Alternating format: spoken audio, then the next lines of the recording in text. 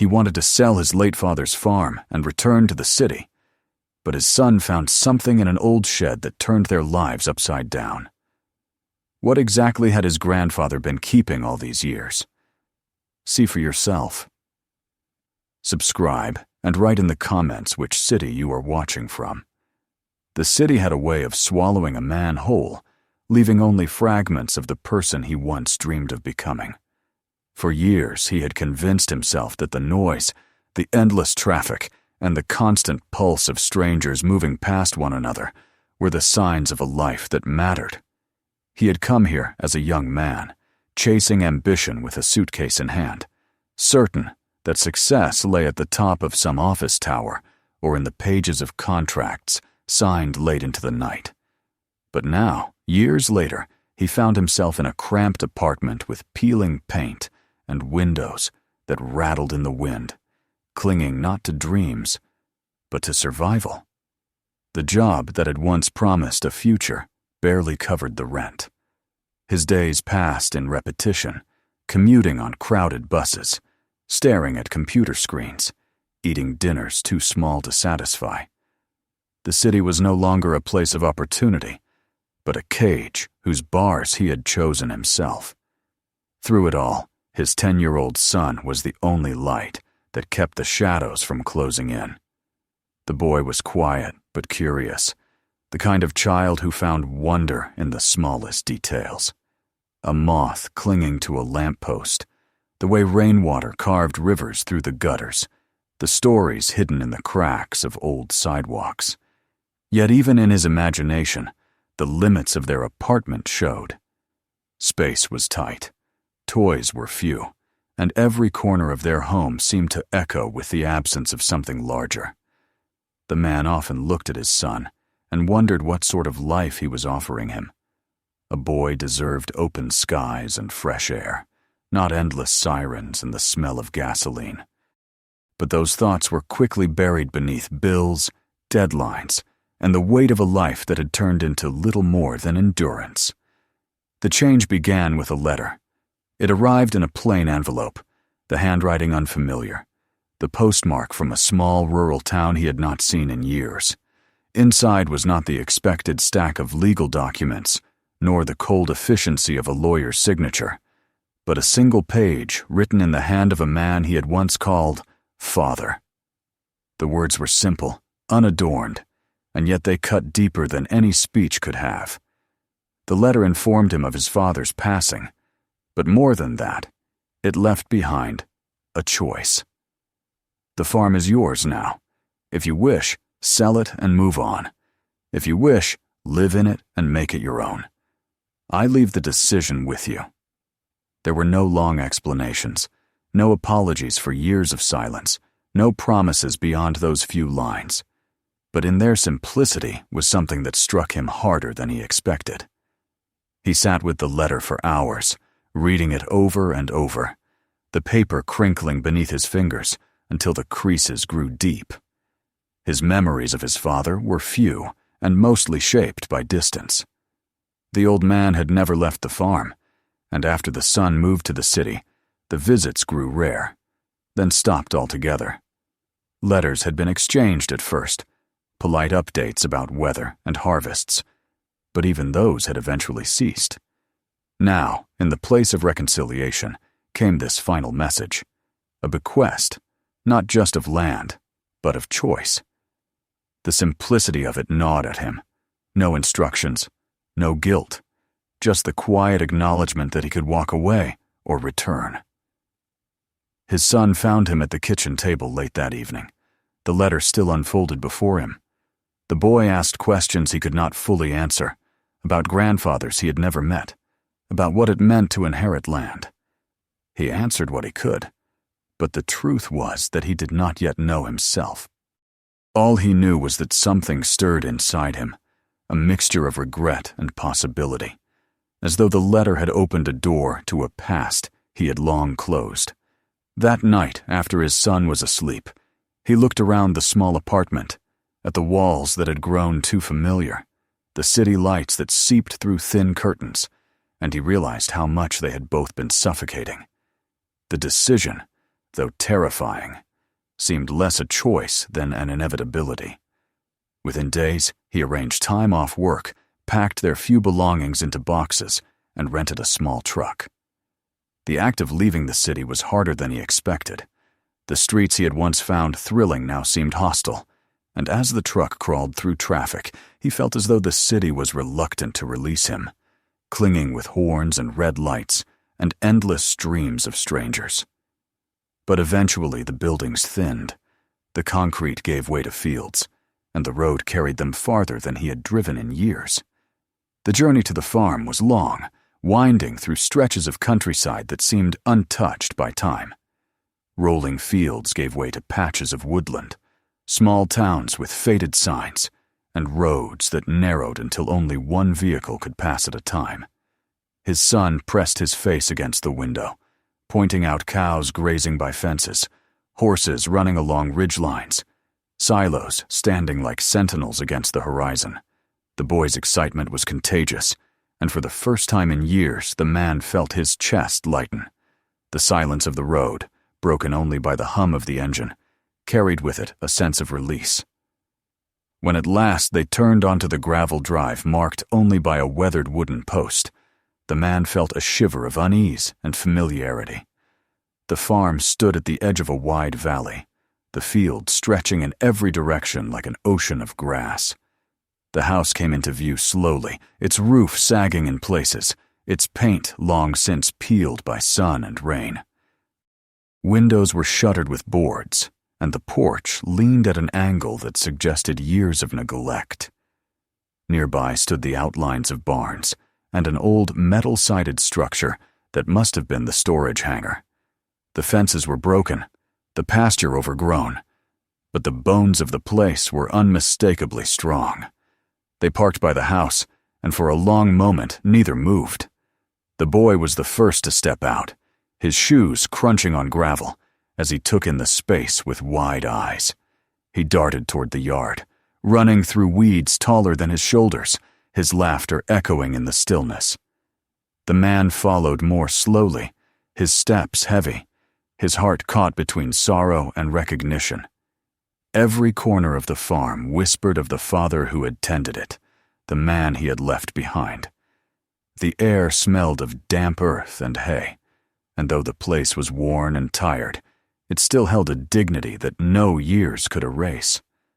Inside, the house greeted them with silence. Dust lay thick on the wooden floors, and cobwebs stretched across corners, but the structure was intact. The rooms were small but solid, the walls lined with wood that had aged into a warm, dark hue. A fireplace dominated the main room, its hearth cold but inviting. There were 2 bedrooms, a kitchen with an old pump sink, and furniture that seemed to wait patiently for occupants who never came. He moved from room to room, opening shutters, letting in shafts of light that illuminated the dust motes, dancing like tiny spirits. With each window unbarred, the house seemed to breathe again, slowly waking from its slumber. That night, after unpacking what little they had brought, they sat by lamplight at the old wooden table. Dinner was simple. Canned soup heated on the stove, but the silence of the valley outside gave it a weight that no city meal ever had. Through the open windows, they could see stars stretching in numbers they had never imagined, each one sharp and clear against the dark sky. His son marveled at the quiet, declaring it a different kind of silence than the one they knew in the city. It was not emptiness, but a fullness, as if the land itself was thinking. The man listened to his child's wonder and felt the stirrings of something long absent hope. Later, as he tucked the boy into the smaller bedroom, he lingered by the window. From there, the valley stretched out below them, dotted with a few distant lights. The boy fell asleep quickly, exhausted from the day, but the man sat awake long into the night, listening to the creak of the house, the rustle of the wind, the distant call of night birds. He thought of his father, of the years lost, of the letter that had brought him back. He thought of what it meant to choose to sell, to leave or to stay. For the first time in years, he felt that perhaps he was not simply enduring life, but standing at the beginning of something new. The days that followed were filled with work, small tasks that began to shape the house into a home again. Dust was swept, windows unshuttered, boards pried from frames. His son helped eagerly, turning chores into games, transforming the labor into moments of joy. Each repaired hinge, each mended crack, each room filled with light added weight to the decision he had not yet spoken aloud. Perhaps this was not simply a place left behind. Perhaps it was a place waiting for them.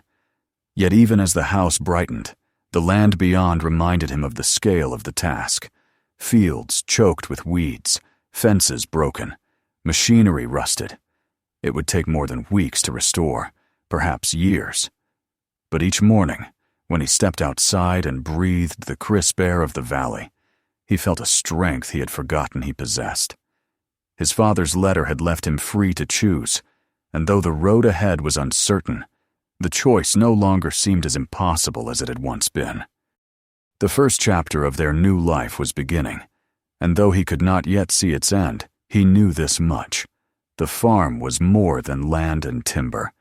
It was history, memory, and a chance to build a life, not measured in square footage or paychecks, but in roots and belonging. Standing on the porch one evening, watching his son chase fireflies across the darkening yard, he realized the farm was no longer just his father's. It was theirs. The first morning on the farm began with the cry of birds rather than the sirens of the city.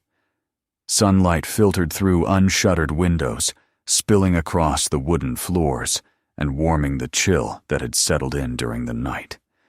He woke to the smell of damp wood and the faint creak of the old house stretching into life. His son still curled beneath a quilt in the small bedroom, his hair tousled and his breathing deep. For a long while he simply listened, feeling the silence that had once unnerved him now offer a kind of reassurance. The air carried the freshness of fields and soil, and though his body still felt the weight of exhaustion, his spirit was lighter. There was work to be done, work that could not be postponed. He stepped outside and surveyed the land. The farm stretched in every direction, fields wild with weeds, fences leaning and broken, barns weathered by years of neglect. It seemed an impossible undertaking, a lifetime of labor compressed into the shoulders of one man. Yet as he stood there, he felt something stir within him, a resolve he had not known in years. He was not alone this time. His son was with him, and though the boy's hands were small, his enthusiasm was vast enough to make the burden seem less heavy. The first days were consumed with the simplest of tasks.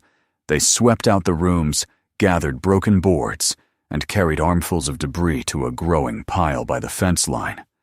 Dust rose in clouds that clung to their clothes and hair, but with every sweep of the broom, the house grew brighter.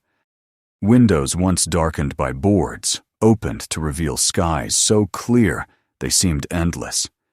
In the evenings, they sat at the kitchen table, eating plain meals of bread and canned beans, their faces flushed from work, their spirits strangely satisfied. For the boy, every chore became an adventure. He ran to fetch water from the old pump, laughing when the handle squeaked and groaned, but still delivered clear, cold water. He followed his father into the fields, gathering stones as though they were treasures, stacking them carefully in little towers that toppled when the wind blew.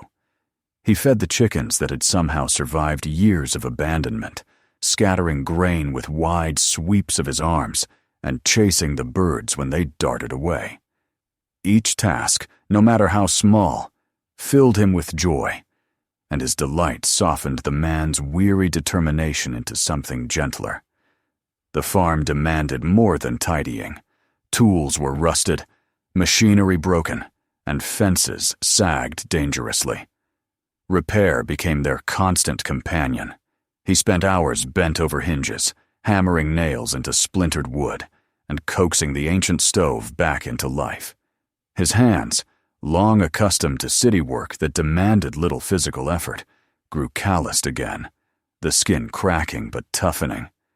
At night he lay awake, muscles aching. But there was a satisfaction in the pain. It was the kind of exhaustion that came with creating, not merely surviving. When he first ventured into the nearby town, he felt the eyes of strangers upon him. They knew he was Edmund's son, though most had never met him. Some offered cautious greetings, their voices curious. Others kept their distance. He introduced himself, explained that he was trying to bring the farm back into use, and asked where he might sell a little produce. At first, they were wary, uncertain if he was merely passing through or if he meant to stay. But when he returned a few days later with eggs, a basket of vegetables pulled from the stubborn garden, and a willingness to trade, the conversation softened. A woman at the market smiled and handed him a few coins for his produce. Another asked if he might bring more next week. The beginnings of trust were laid in those small exchanges, and he carried the coins home like tokens of possibility. His son noticed the change even sooner. The boy delighted in watching neighbors stop by the stall and hearing them compliment the eggs and counting the few dollars they earned. To him, it was proof that the farm could give them what the city never had. Something to be proud of, something that belonged to them. Each evening he asked what they would sell next, his mind spinning with ideas for gardens and animals. The father listened, sometimes amused, sometimes moved, recognizing in his son's excitement the kind of dream he himself had once carried before the city had worn it away. There were moments when despair threatened to creep back. A fence mended one day might collapse the next. Tools broke, rain fell for days, and the mud turned every chore into a battle. He would stand in the yard, water dripping from his hat, wondering if he had been foolish to come. But then his son would come racing through the puddles, boots splashing, cheeks flushed with laughter, and the man would remember why they had come. In those moments, he realized it was not only about reviving a farm, but about reviving themselves. The boy's fascination with the land grew daily. He spoke of the wide fields as though they were kingdoms, of the barn as though it were a fortress, of the animals as though they were companions in an unfolding adventure. One evening, after they had worked themselves to weariness and eaten their simple supper, the boy sat at the window and stared into the twilight. He turned to his father and said with quiet certainty that this life was better than the small apartment they had left behind. He did not miss the city streets, the cramped rooms, the endless noise. Here, he said, there was space to breathe. The man did not reply at first. His throat tightened, and he turned his gaze to the fields beyond the window. In the fading light, the land seemed vast and eternal, both a challenge and a promise. The boy's words settled into his heart like seeds, small but potent, and he knew they would grow.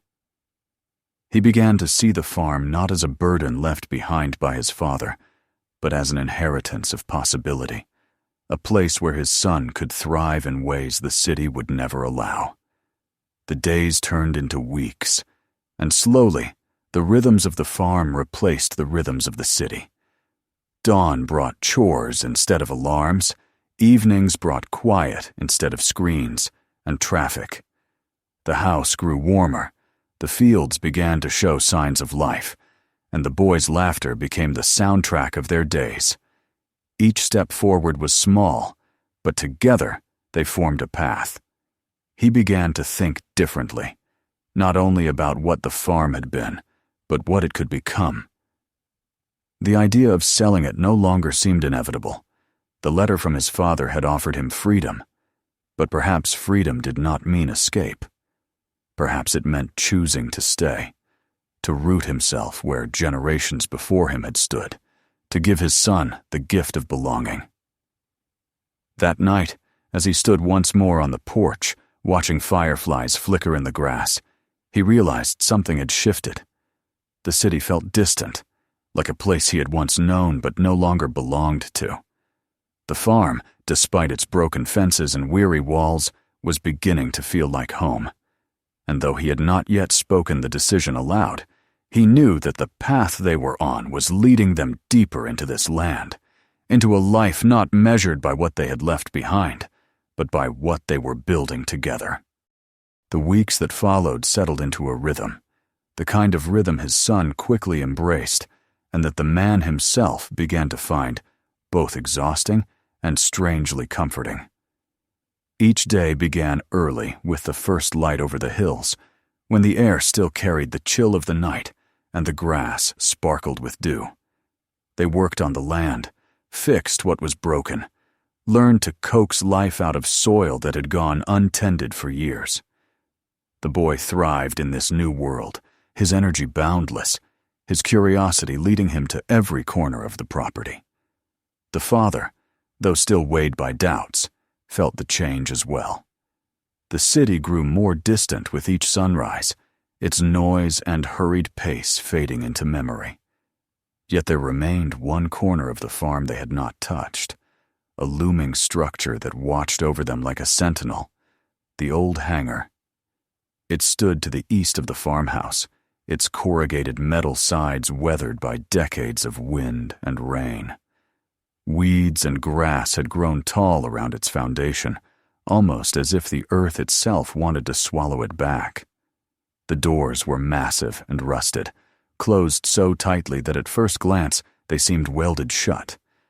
Each time they passed it on the way to the fields or the barn, the boy's eyes lingered, filled with questions he did not voice at first. The father, for his part, avoided it. There was enough work with the house, the fences, the garden, and the livestock. The hangar felt like a problem for another time.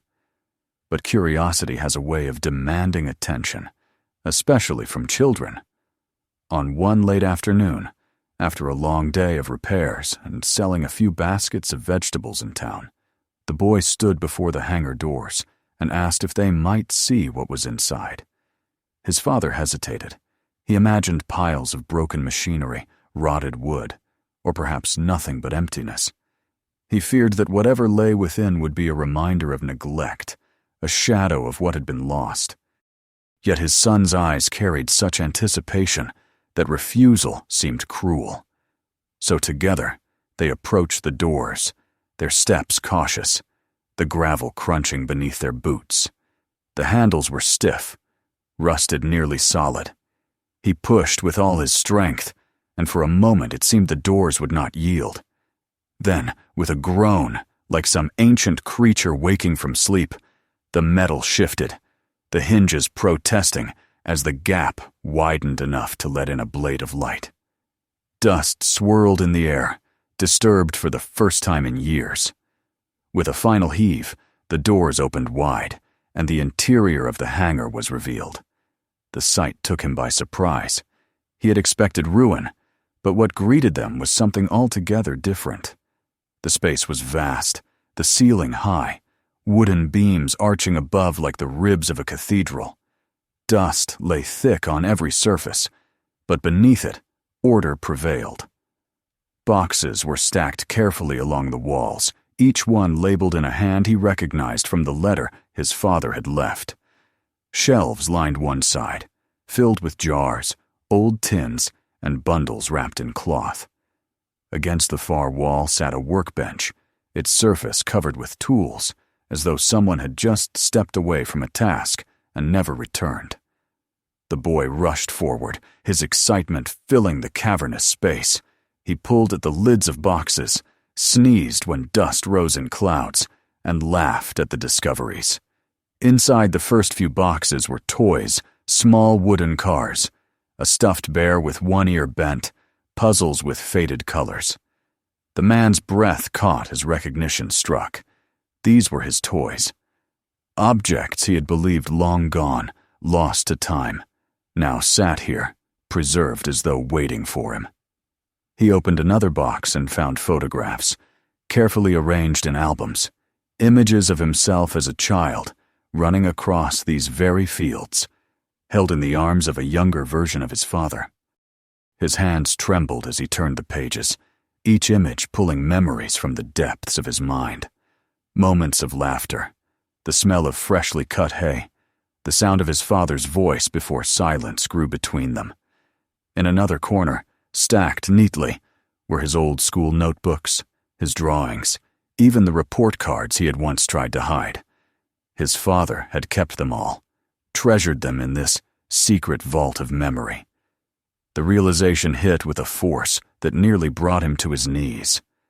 For years he had believed his departure had been a kind of severing, that his father had let him go without regret. But here was evidence to the contrary. His father had preserved every fragment of his childhood, had honored his growth even in absence. The boy's laughter echoed through the hangar as he pulled out toy after toy, marveling at how different they were from the plastic gadgets of the city.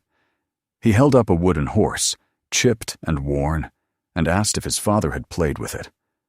The man nodded, his throat too tight to speak. He watched his son play with relics of his own past, and in that moment, time folded in on itself.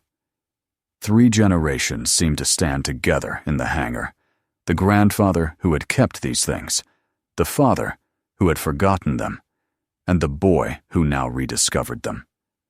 The hours slipped by as they explored. Each box revealed more letters written by neighbors, tools once used in the fields, clothing folded and preserved. But it was the toys and photographs that lingered in their hearts. The hangar was not a storehouse of junk, but a testament of love, a silent message from the father who had never stopped caring, even if he had never spoken it aloud. As dusk settled outside, painting the sky in shades of orange and purple, they finally stepped back, the hangar doors left open to breathe for the first time in decades. The man felt both heavy and light-heavy with regret for years wasted, light with the knowledge that his father's silence had not been abandonment, but something else entirely, something more complex and tender. That night, as they sat at the kitchen table, the boy chattered about his discoveries, his eyes bright with excitement. He spoke of the toys as treasures, of the photographs as proof that this place had always been meant for them. The father listened, nodding, his thoughts drifting to the boxes of memories now uncovered. For the first time, he felt not only the weight of inheritance, but the warmth of belonging.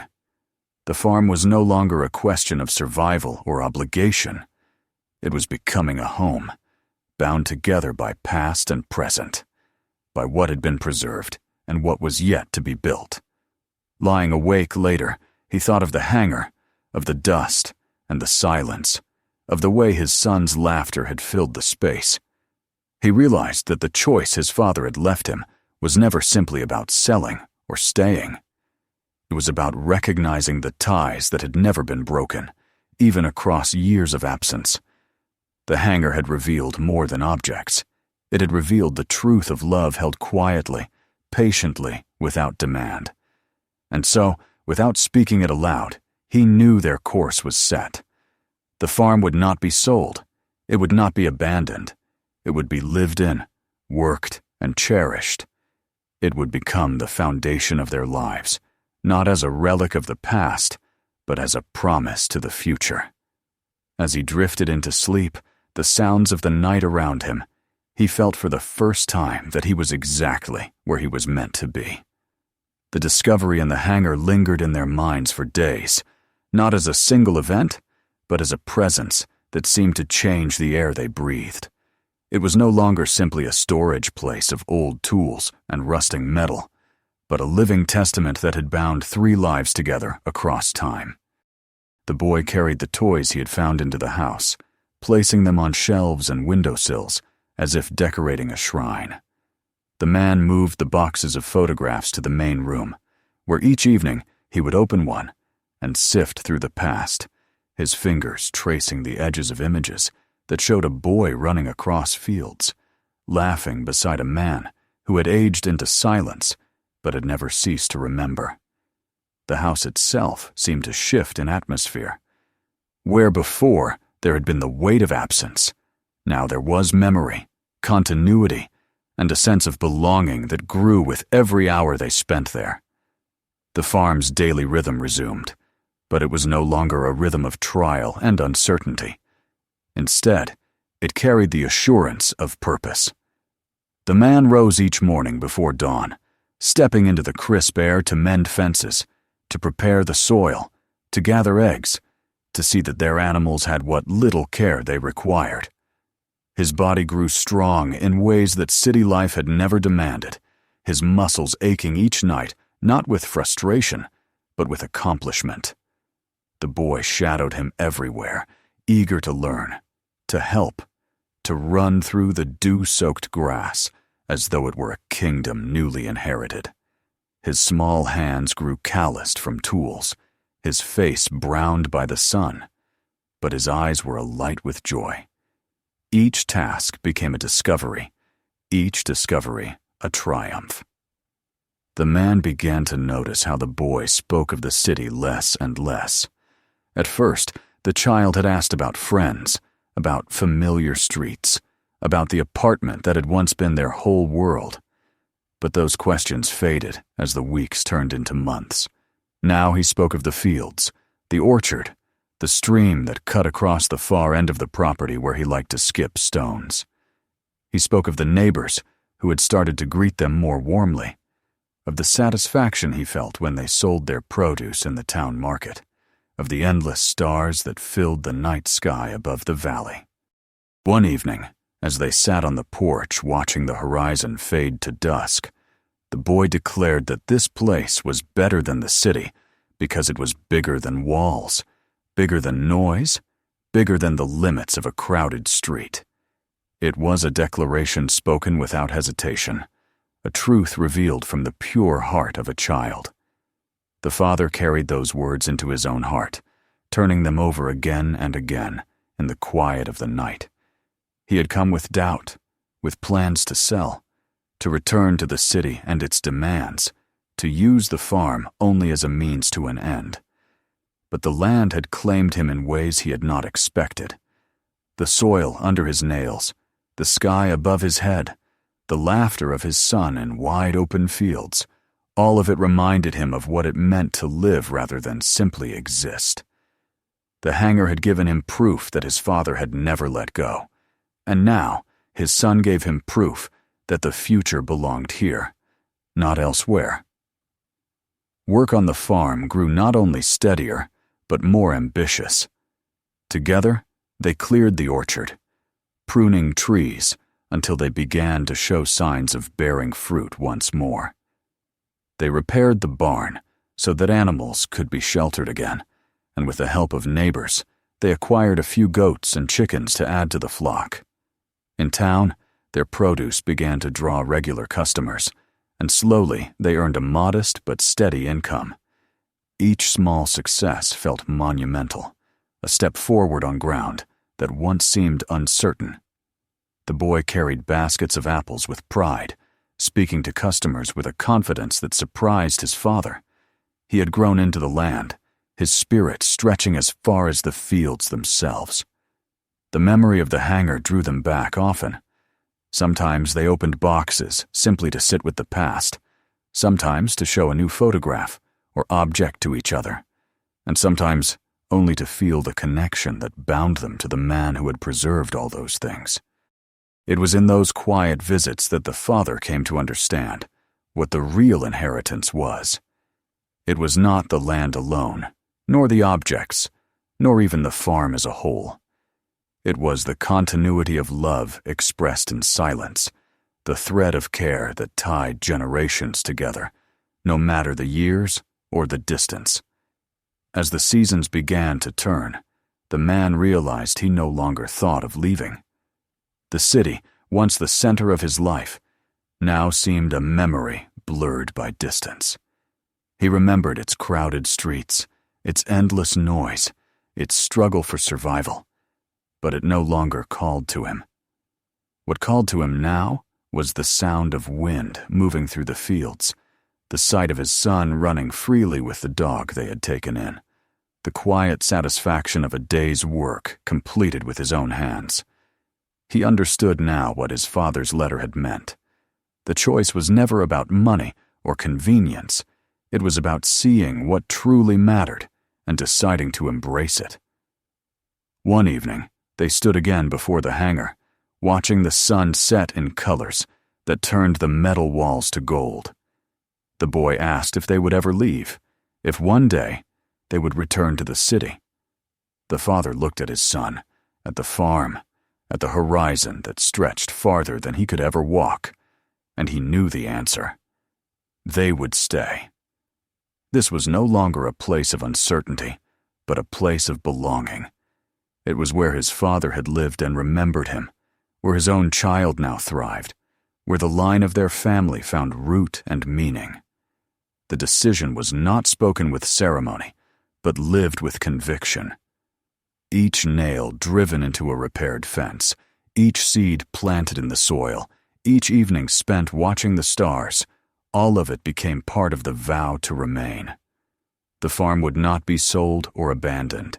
It would be lived in, cherished, and passed forward, not as a burden, but as a gift. The boy's laughter in the fields was proof enough that the decision was right. The father's heart, lighter than it had been in years, carried the peace of knowing that he had chosen well. As autumn drew near, they gathered the first real harvest together, the baskets filled with apples, the shelves stocked with jars of preserves, the smell of wood smoke curling from the chimney. All spoke of permanence. The boy no longer asked about the city. He spoke instead of next year's harvest, of animals they might raise, of dreams that grew as naturally as the crops in their fields. The father listened, knowing that those dreams were stronger, truer, and freer than anything he had once chased in the city. The hangar stood open often now, its once silent space filled with echoes of voices, laughter, and the sound of footsteps. It no longer felt like a monument to what was lost, but a living room of memory and continuity. And as the father watched his son running across the fields with a wooden toy horse in hand, he understood that the real legacy of his own father was not simply the land or the preserved belongings.